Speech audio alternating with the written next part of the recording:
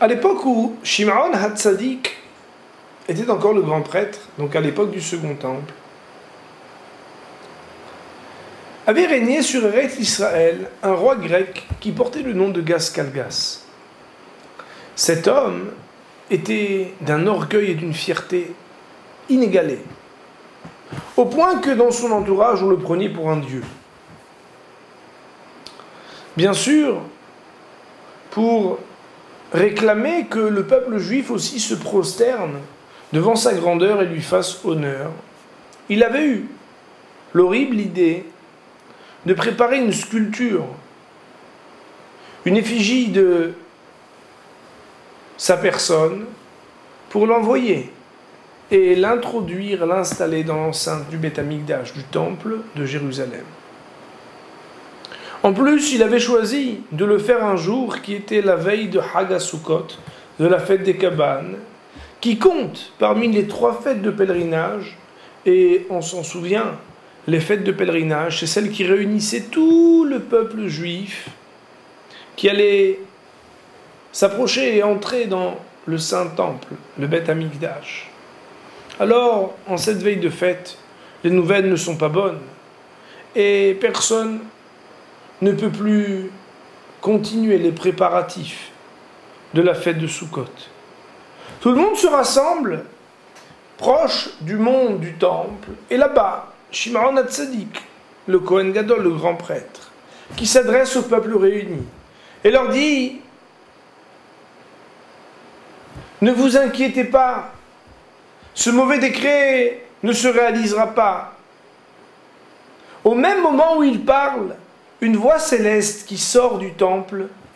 et qui leur dit: Betela Gezerah, le décret est annulé. Neherag Gaskalgas, il a été tué, le mauvais roi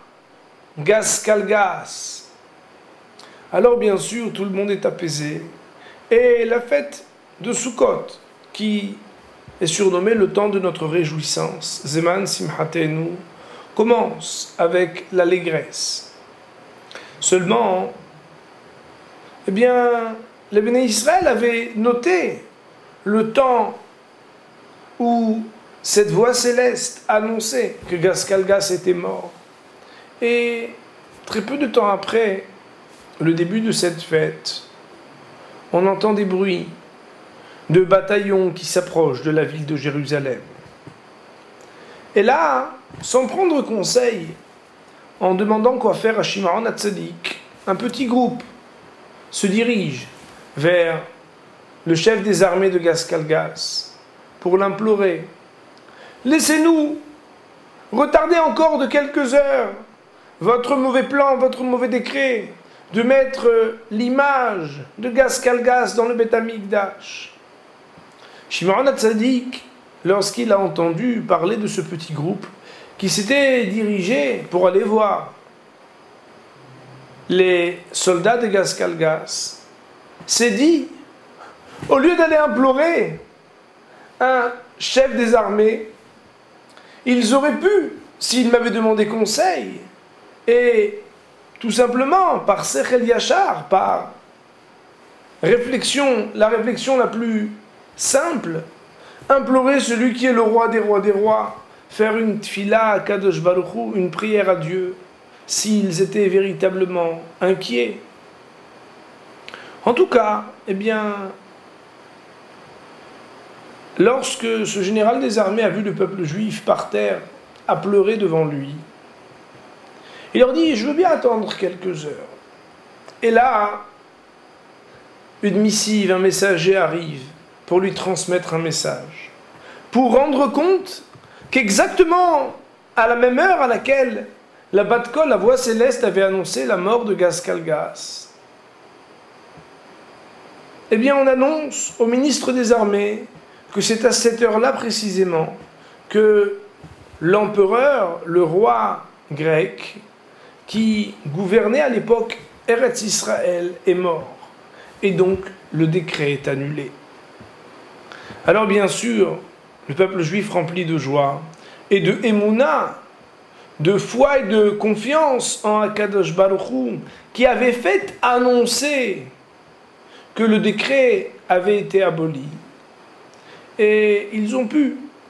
traîner dans toute la ville cette sculpture de Gascalgas pour montrer que même si il y a parfois de part et d'autre des mauvaises volontés qui tentent de faire du mal au peuple juif et abîmer le lieu de rencontre avec Dieu, le Beth Amikdash, il n'en reste pas moins que l'attachement aux Rabbanim, le fait d'écouter leurs conseils, mais aussi d'adresser à Akadosh Baruch Hu, à Dieu lui-même des prières,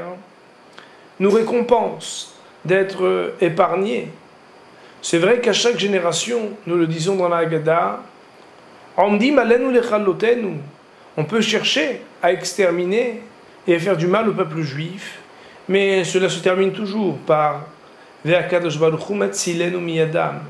c'est Dieu lui-même qui nous épargne des mains de nos oppresseurs. À très bientôt.